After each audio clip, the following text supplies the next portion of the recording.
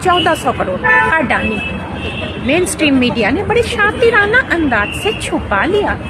अगर यही विपक्ष का कोई होता तो पता है ना कौन लोग लहंगा उठाकर तथैया कर रहे होते। 1400 करोड़ रुपए, ये वो पैसा है जो आपके बिजली के बिल से ज्यादा वसूला गया ताकि अडानी को फायदा पहुंचाया जा सके।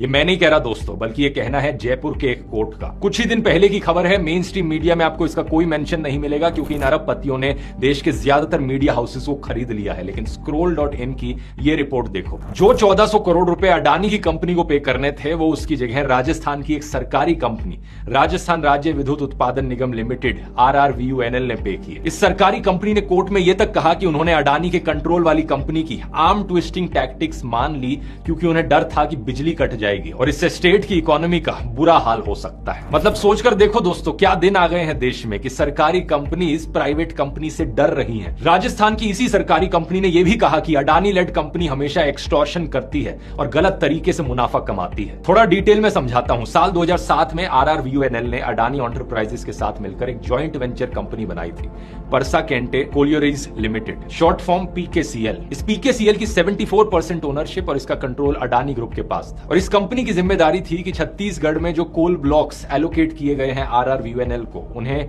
माइन किया जाए और उन्हें ट्रांसपोर्ट किया जाए। कॉन्ट्रैक्ट के तहत इस PKCL को नियरेस्ट रेलवे स्टेशन तक रेल की पटरी बिछानी थी ताकि कोल माइन से रेलवे स्टेशन तक कोयला लाया जा सके और उसे राजस्थान के पावर प्लांट्स तक पहुंचाया जा सके। लेकिन इस कंपनी ने ऐसा किया ही नहीं। इसकी वजह से कोयले को बाय रोड ट्रांसपोर्ट कराया जाना पड़ा और इस रोड ट्रांसपोर्टेशन का काम एक तीसरी कंपनी को कॉन्ट्रैक्ट के तहत दे दिया गया। अब इस तीसरी कंपनी को कोल ट्रांसपोर्ट का पैसा दिया जाना था अडानी कंट्रोल PKCL के द्वारा, क्योंकि कॉन्ट्रैक्ट में ट्रांसपोर्ट की जिम्मेदारी इसके पास थी। लेकिन यह पैसा PKCL ने नहीं दिया बल्कि RRVUNL ने दिया। टोटल में 1400 करोड़ रुपए की पेमेंट। इस पूरे मुद्दे में सबसे शॉकिंग बात यह है दोस्तों कि यह मुद्दा कोर्ट में इसलिए नहीं गया क्योंकि यह सरकारी कंपनी अडानी के खिलाफ कंप्लेन करना चाह रही थी। नहीं नहीं नहीं नहीं, ये तो अपने 1400 करोड़ रुपए देकर बिल्कुल चुप बैठी थी। यह मुद्दा कोर्ट में इसलिए गया था क्योंकि अडानी कंट्रोल PKCL खुद इस मामले को कोर्ट में लेकर गई थी। वो कोर्ट RRVUNL के खिलाफ कंप्लेन करने गए थे कि उन्होंने रीइंबर्समेंट में देरी कर दी। ये चाहते थे कि RRVUNL 65 करोड़ रुपए इंटरेस्ट भी पे करे। जब कोर्ट इस पूरे मामले को समझने बैठा, इन्वेस्टिगेट करने बैठा कि यहाँ पर चल क्या रहा है, उन्होंने कॉन्ट्रैक्ट को पढ़ा और तब उन्हें पता लगा